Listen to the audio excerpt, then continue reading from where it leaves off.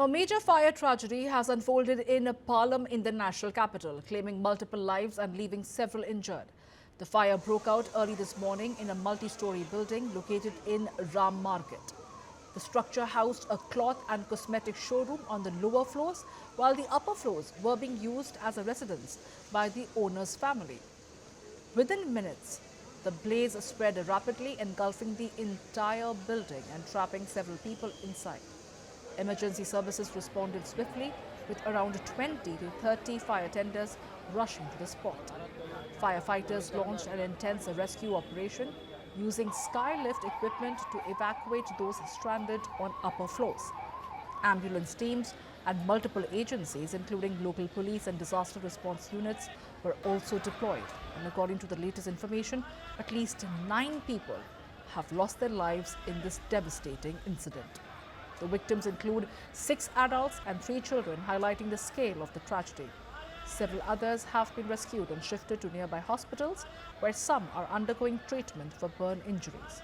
The fire has now been brought under control after hours of firefighting, but the search operation is still underway to ensure that no one remains trapped inside. Authorities have called in forensic teams to investigate the cause of the fire. Further details are awaited as officials continue their assessment on the ground. ऐसा है कि लगभग मेरे बेटे ने जब मेरे को जो कॉलेज जाता है उसने कॉल करा इनके यहाँ से कि इनके ऊपर आग लग रही थी। उस टाइम यहाँ पर कोई था नहीं। उसने मेरे को 6:40-45 के करीब मेरे को कॉल करा कि इनके घर में आग लग रही है। मैं फटाफट उठा और भागा, तो मैंने फिर अपने पापा को बोला, महेश शर्मा को मैंने कि आप फायर ब्रिगेड को कॉल कर दो। उन्होंने घर से ही 6:50 पर कॉल कर दिया था।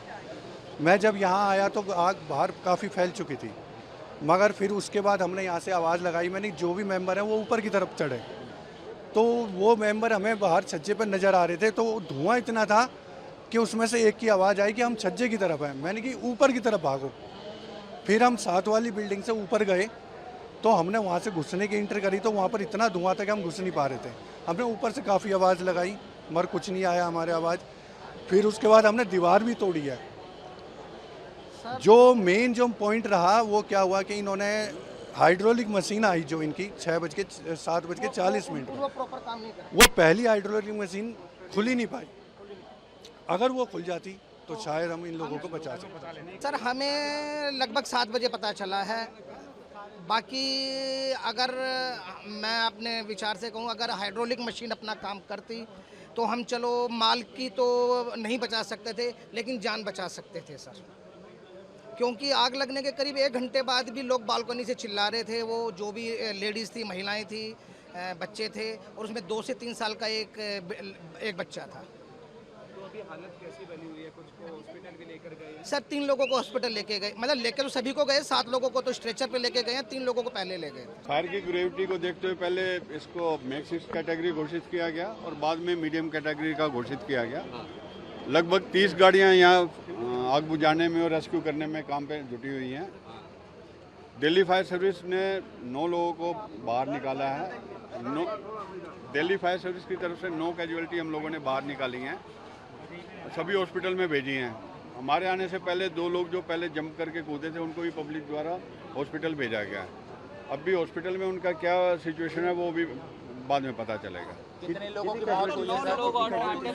2 लोग घायल हैं सर, मैं आपको वही बोल रहा हूँ, मैं सीन पे खड़ा हूँ, मेरे को नहीं पता कि डेथ क्या है या कौन किसी को चोट लगी है। हम लोगों ने हॉस्पिटल जो है शिफ्ट किया है। आग जो है पूरी तरह से कंट्रोल में है। अभी फिर भी थोड़ा कूलिंग ऑपरेशन जैसे ख़त्म होगा, हम एक बार फिर दोबारा इसको सर्च एंड रेस्क्यू करेंगे।